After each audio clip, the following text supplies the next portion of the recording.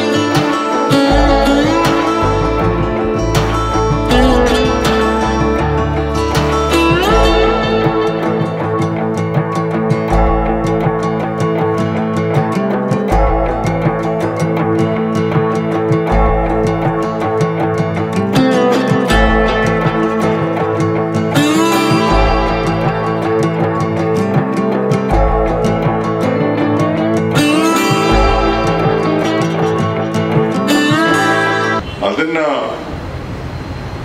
ನೋಡ್ತಾ ಕೂತಿದ್ದೇವೆ ನಾವು. ಆದರೆ ಕೆಲವೇ ಕಡೆಗಳಲ್ಲಿ ಬದಲಾವಣೆಯನ್ನು ತರಲಿಕ್ಕೆ ಪ್ರಯತ್ನ ಮಾಡ್ತಾ ಇದ್ದಾರೆ. ಮಹೇಶ್ ಅವರು ಭಟ್ಟರ ಒಂದು ಉದ್ದಿಮೆಯಲ್ಲಿ ಇದ್ದಾರೆ, ಅವರ ಪಾರ್ಟ್ನರ್ಸ್ ಎಲ್ಲ.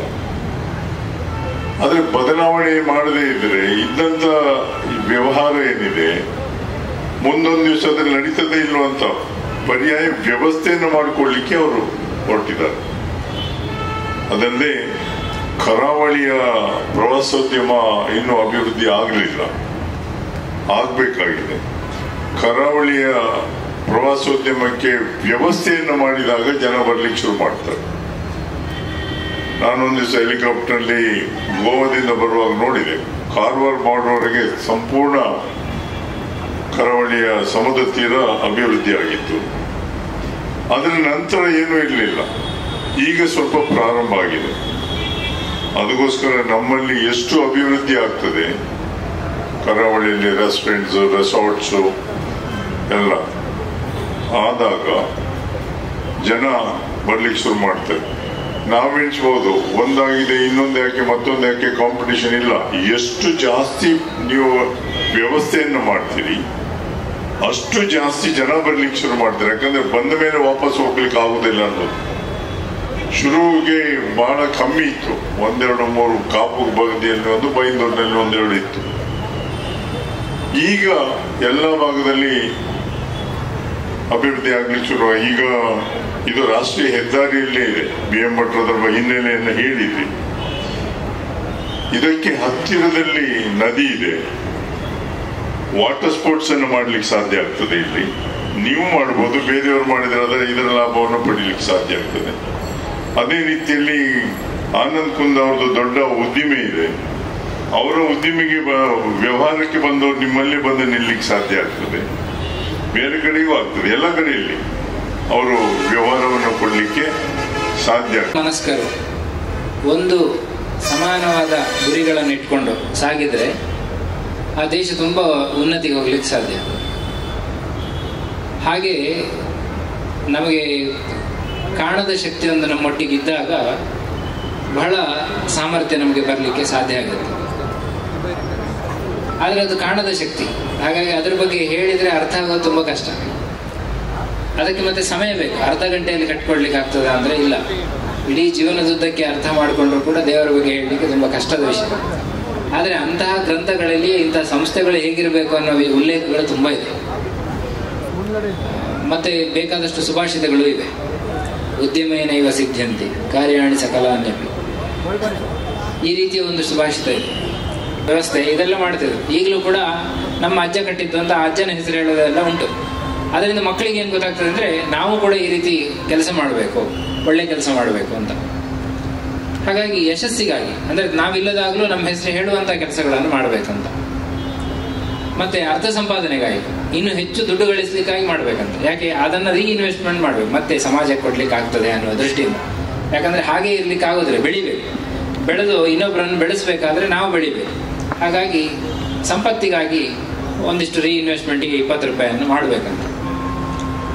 ಮತ್ತು ತನ್ನ ಕಾಮನೆಗಳಿಗಾಗಿ ಅಂದರೆ ತಮ್ಮ ಮನೆ ಏನೋ ಒಂದು ವಸ್ತು ತನ್ನ ಉಪಯೋಗಕ್ಕೆ ಏನು ಬೇಕೋ ಅಂಥದ್ದಕ್ಕೆಲ್ಲ 20 ರೂಪಾಯಿ ಮಾತ್ರ.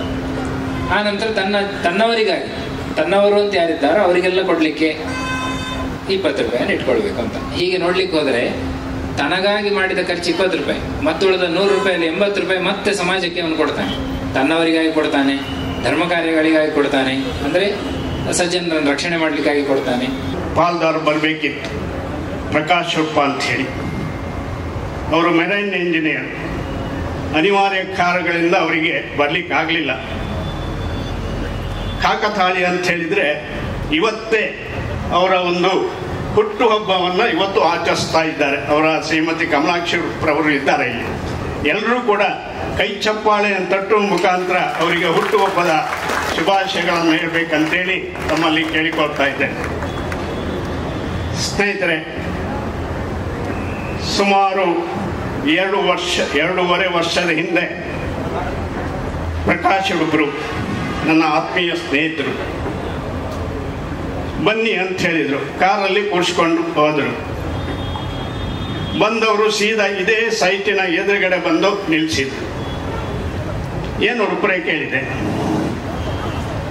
ಬಟ್ ಮಾಮ್, ಈ ಸೈಟನ್ನು ನನ್ನದು, ಇದನ್ನು ಸೇಲ್ ಮಾಡ್ತಾ ಇದ್ದೇನೆ ಅಂತ ಹೇಳಿದೆ. ನಾನು ಆವಾಗ ಹೇಳಿದೆ, ಉಡುಪರೆ ಬಹಳ ಉದ್ಯಮವನ್ನು ಮಾಡಲಿಕ್ಕೆ ಬಹಳ ಸೂಕ್ತವಾದ ಪ್ರದೇಶ ಅಂತ ಹೇಳಿದಾಗ, ನೀವೇನಾದರೂ ಉದ್ಯಮ ಮಾಡೋದಿದ್ರೆ ಲೀಸೆ ಕೊಟ್ಬಿಡ್ತೇನೆ ಅಂತ ಹೇಳಿ. ಆಗ ನಾನು ಹೇಳಿದೆ, ಎಸ್, ನಾನು ರೆಡಿ ಇದ್ದೇನೆ, ನೀವು ಕೂಡ ನಮ್ಮ ಕಡೆ ಜೊತೆಯಲ್ಲಿ ಕೈ ಜೋಡಿಸಿ ಅಂತ ಹೇಳಿದಾಗ ಒಪ್ಕೊಂಡ್ರು. ಇದು ಈ ಸಂಸ್ಥೆಯ ಆರಂಭದ ಮೂಲ. ತದನಂತರ ಒಂದು ಉತ್ತಮವಾದ ಸ್ಥಳದಲ್ಲಿ ದೊಡ್ಡ ಉದ್ಯಮ ಮಾಡಬೇಕಂತ ಹೇಳಿದರೆ ಸ್ವಲ್ಪ ಅನುಭವ ಉಳ್ಳಂಥ ಸಮರ್ಥ ಇನ್ನಿಬ್ಬರಿದ್ರು ಇದ್ರೆ ಒಳ್ಳೆಯದನ್ನುವಂಥ ಒಂದು ಯೋಚನೆ ಬಂತು. ಆಗ ಬರೇ ಸಮರ್ಥರಲ್ಲ, ಅನುಭವ ಉಳ್ಳವರಲ್ಲ ಮಾತ್ರ ಅಲ್ಲ,